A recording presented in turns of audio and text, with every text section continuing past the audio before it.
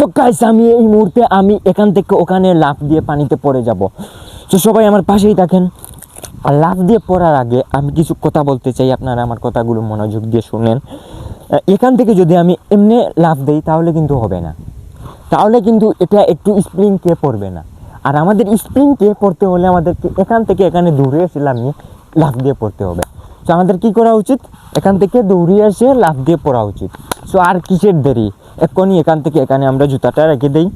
So এটাও একটু শক্ত করে দিয়ে দিলাম, এটা ওয়াটার প্রুফ, নো প্রবলেম, এটা পানিতে পড়লে কোনো সমস্যা হবে না। সো আমরা এখন লাফ দিতে যাচ্ছি।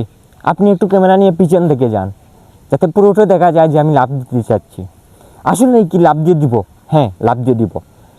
So 1 2 3 let's go.